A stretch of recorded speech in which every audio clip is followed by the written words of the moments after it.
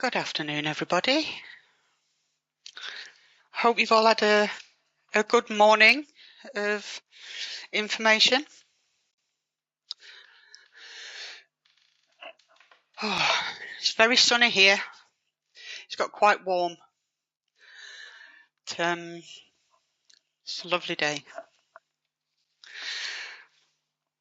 Okay, so this afternoon we're going to run through the different units that are required to qualify at level 3, and we'll compare them with another awarding body, just so you can see on paper how awesome ICB are.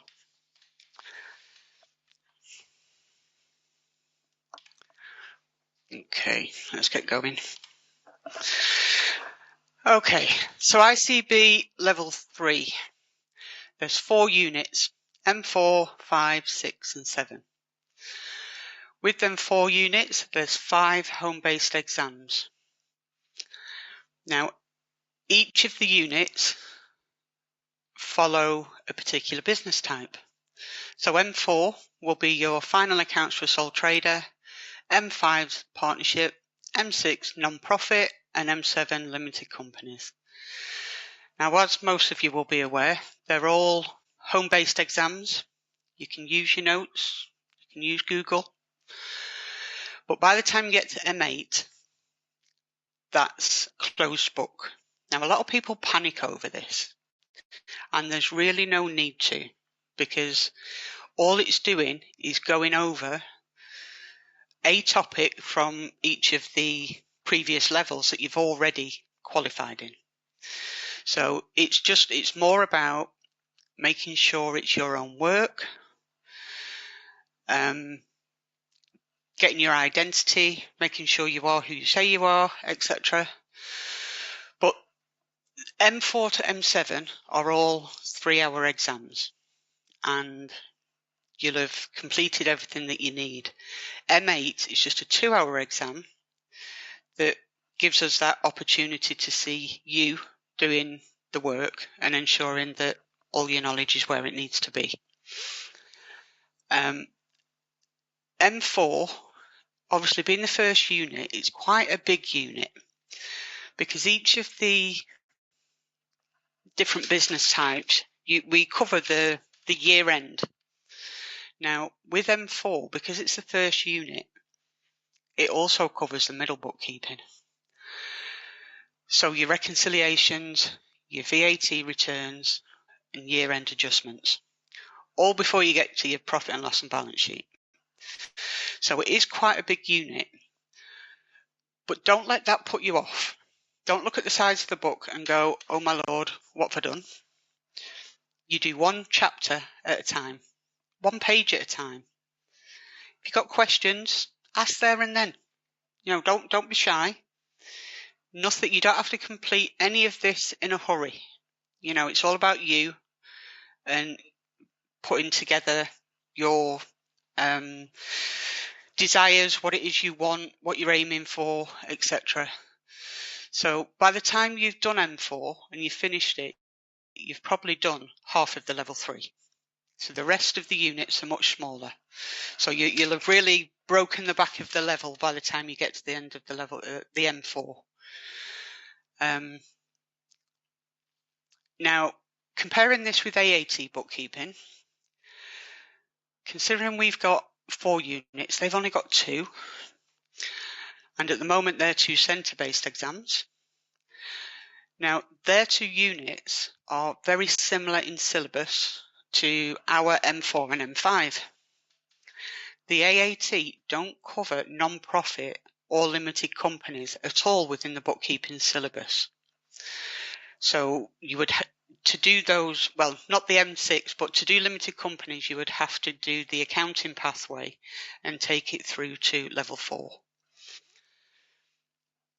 And that means that ICB level 3 qualified students are more prepared for the workplace, and you are able to take on more varied clients if you decide to apply for a practice license, as you will have passed exams relating to all business types. Now, you can get a practice license with AAT, But one, you're going to be limited to sole traders and partnerships. You won't be able to have any clients that are limited or any clubs or societies or anything. And you would need to show evidence of at least 6 months' experience in the workplace for any of the services you want to offer. Now, the ICB examinations are very thorough and practical, which means that you're not required to have any work experience in order to apply for an ICB practice license, because you are 100% ready to start your new career. And this is why we say you're not just a bookkeeper, you're an ICB bookkeeper. You can know with confidence that you've covered everything possible that you need. From this point onwards, it's all about confidence and networking.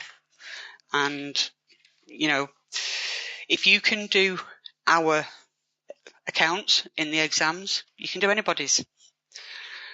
So, it's, sorry, I was put off then by Peter's post. I was half trying to read what Peter said alongside what I'm trying to do next. I'm going to ignore you, Peter. Okay.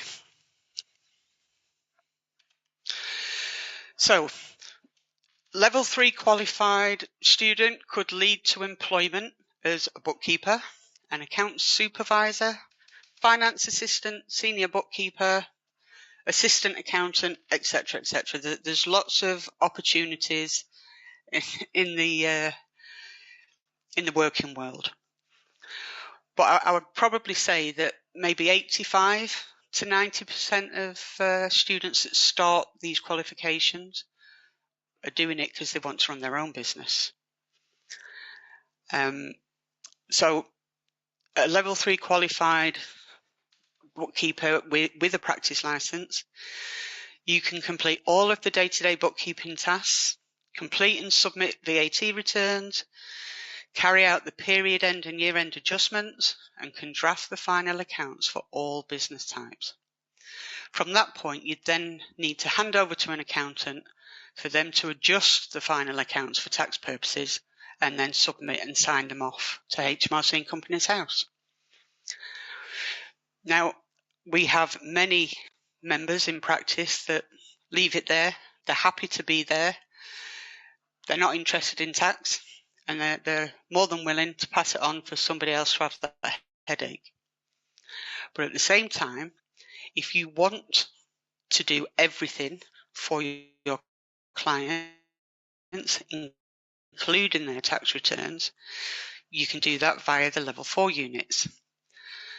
So by completing the 3 requirements below, you'll be able to do all of the accountant role as stated above. So in other words, you can adjust those final accounts for tax purposes, submit the accounts and file any returns with Companies House. Your client will not need anybody else but you. Okay, the 3 units are there. You can do 1, you can do 2, or all 3. They're the actual bookkeeping ones. Now we have a 4th one called Business Insight. That one gives you extra skills with regards to forecasting and being able to assist your clients on a more business side rather than an account side. So they're all worth looking at, but your first point of call is obviously get to the level 3, get your practice license or get the job that you want, and then you can look at those level 4 down the line. It's not going to increase your membership necessarily because you're fully qualified, but they're all very good money makers. You charge one thing for the day-to-day bookkeeping and VAT returns and things like that, but if you do somebody's self-assessment tax or corporation tax, that's a completely different price point, and it's a really good business decision long term. because then again, you don't have to deal with anybody else. Your clients know that you're going to do everything for them. And if you do the management account in Business Insight, you've even got the business side of things to be able to help your clients also. You're basically making yourself invaluable, which is always good. Okay, so we've looked at the requirements to actually qualify. So how do we get there? Now you've got to keep your focus on what it is you're striving for. Write them down. Set yourself some targets. Basically what you want to achieve and by when. So this could be simply you want to complete chapter 6 on Saturday. You want to take your M5 mock exam before the end of the month. Complete any revision, etc. Your reasons for doing this could be, I want a better work-life balance for my family. I'm fed up of working for somebody else. I want to be a fully qualified bookkeeper by March of 25 and have my first client by May. And why not? It's doable. Whatever your reasons are, write them down. Put them anywhere and everywhere and give yourself that reminder of what it is you're striving for. No matter how tough you think it is or how overwhelmed you may feel, keep referring back to your reasons for starting this journey. Talk to someone or attend a branch meeting. Share your thoughts and feelings, as I bet you're not the only one. I know I wasn't. As a student, my tutor scared me. I didn't dare ask a question. I felt stupid. I felt like I was going to be mocked because I didn't know, and it was never like that. And it's still not like that. The tutors, your peers, the groups, myself, everybody in ICB, we're all here for you. We want you to succeed. And, talk to us. Get yourself involved, be part of the community. Because let's just say it as it is, learning bookkeeping is tough. And it can sometimes seem like another language. It takes the 3 Ps: practice, patience, perseverance. And you're going to need all them to succeed. Therefore, use all the tools available. Tutors if you have one. Social student groups, learning hubs, question banks. You've got a lot of revision tools available to you and a lot of lovely people willing to help. Use them. Write out any difficult terminology and their meanings. Having your own handwritten bullet points or summaries not only aid in repetition and understanding, but it gives you a quick reference guide for those times when brain fog kicks in. Organisation, detail and preparation are just as important in bookkeeping as the figures. Attend branch meetings, events, webinars, anything that you can. It's not just about learning, it's about socialising, networking and feeling like you're a part of a community. The journey can be much harder if you feel alone and isolated. Use the navigation tool on the exam platform. Mock exams are not just to see what topics are tested and where you might need extra revision, but also to establish the timeframes required for each section. If you're unsure about a particular question, flag it and come back later. Don't waste too much time on a question that's only worth 2 marks and then run out of time on a big scenario-based question worth 20 marks. Be kind to yourself. There is no such thing as a silly question. If you're struggling, please ask for help. If you still don't understand, ask again. Keep asking until the penny drops, and it will, I promise. This is your journey, your experience, your investment in the future. Make it count. You will get out what you put in. Okay, I'll stop lecturing now. There is a particular question that I come across at least 2 or 3 times a week in the different Facebook groups and forums, etc. And that is, why are there 3 columns in the financial statements and what are they for? So I thought I would just very quickly run through it whilst we've got a little bit of time, just to give you an example of what they are. So column 1 is for workings, column 2 is for subtotals, and column 3 is for your totals. So let's look at the trading profit and loss. Okay. When you've obviously got your sales, your revenue, that's straight into the third column. Then you've got an opening stock, maybe, you may not. But the sum, you've got a calculation to work out because you've got your opening stock plus your purchases. So that's calculated in column 1, and the subtotal moved to column 2.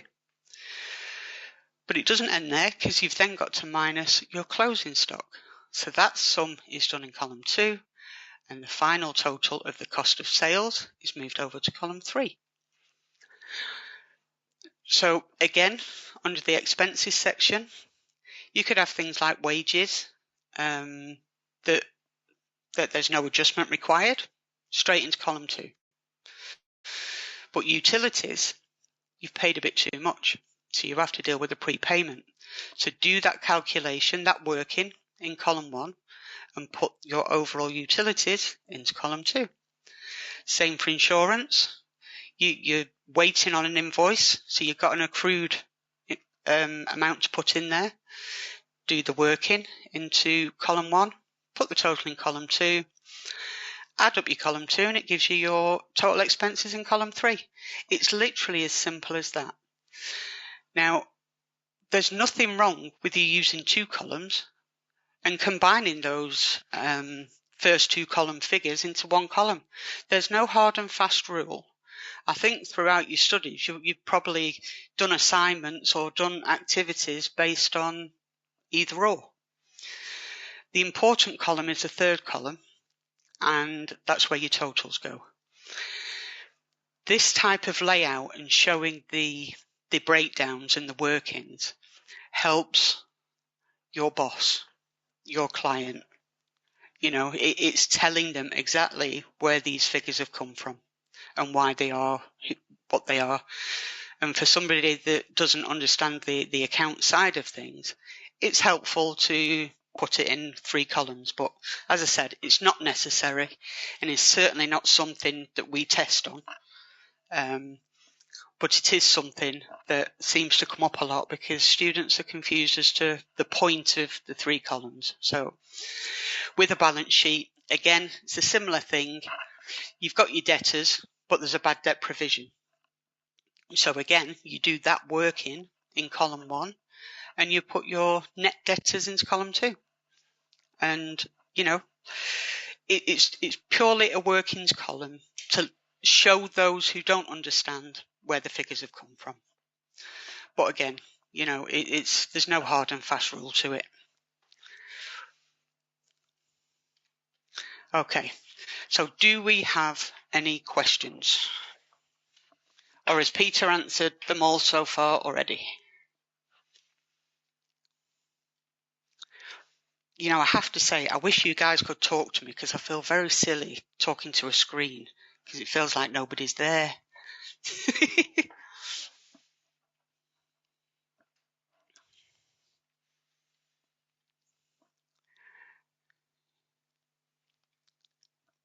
Have you managed to put yourself on screen, Peter? Oh, can't hear you. You're on mute. No, I didn't go on screen on purpose. I think Sobi's behind the scenes pulling some strings here and popped me on without any warning, just as well.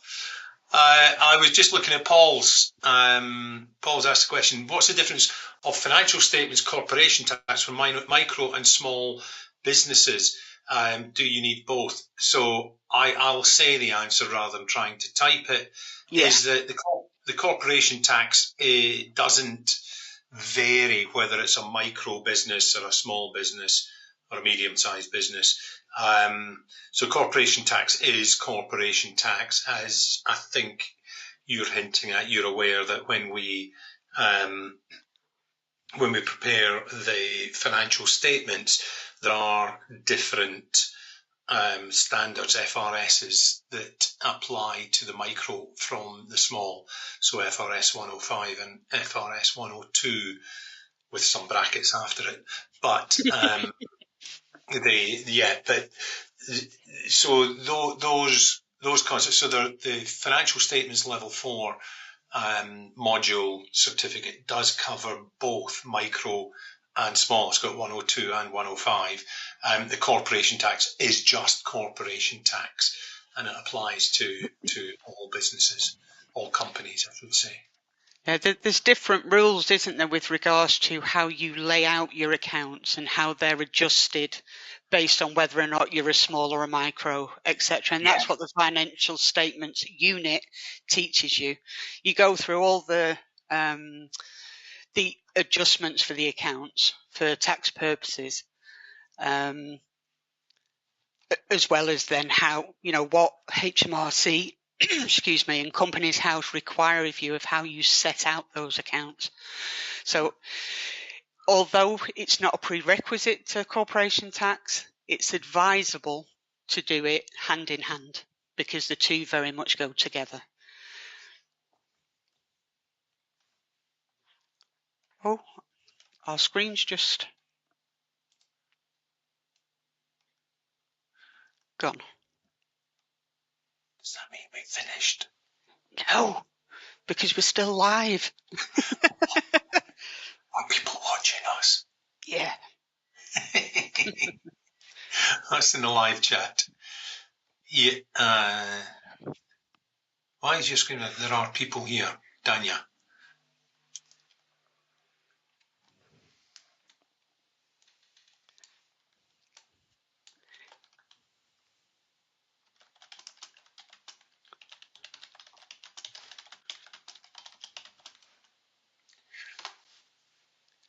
Are you answering a question, please? Yes, sorry, I was just typing Oh, Danya. don't type. Yeah, sorry. Danya had asked, why is our screen blank? Somebody's stopped the sharing, I think. I'm still sharing. Paul saying can see both of us, so best behaviour, Jill. Oh. Yeah, are there any other questions coming in about that? Oh, Rachel asked about, oh, there we go. Rachel asked about the branch meetings in South Wales. No, there aren't branches in South Wales. One thing that struck me when I saw that comment was I know that a lot of the branches do hybrid, so they will have virtual branch meetings as well as the face-to-face. Now, I can't give you a list just now, Rachel, on which are doing which, but that is one, so we will take a little look through and follow up. And of course, if you do want to represent South Wales in the branch network, then please do get in touch. The marketing team would love to hear from you to see if we can sort that out. And Adrian has asked any particular online student forums that anyone knows about or uses where you can brainstorm or work with other students. There's none that are particular that I'm aware of, Adrian. I do know that our own ICB forum is very supportive. So should you have a specific query on your learning that you want to ask about, then if you throw it up there, it may not be a student that answers, it may be a member who practices and knows about this content, but it is a very supportive forum. And there is a lot to be said for finding a study buddy or a group of study buddies with whom you can break the back of things like accruals and prepayments and all the adjustments that Jill was talking about. And then there's more messages. That's what's great about the branch meetings now, because there was once upon a time you could only sort of attend a branch in your area, but one thing that COVID taught us is that we can be quite effective online. So it doesn't actually matter where you live anymore. You can attend any of the branch meetings because a lot of them are virtual. They still do face-to-face. People do like to meet up for coffee and that now and again. But, so basically, if there isn't one in your area, find a virtual one and join somebody else's. We're all doing the same thing, all trying to achieve the same goals. So, reach out. Yeah, going to a different county, as Gareth pointed out, he's made the effort to travel across 2 counties, pick up people speaking with a different accent. I'm sure they're very understanding when they do that. Thank you, Emma. That's nice.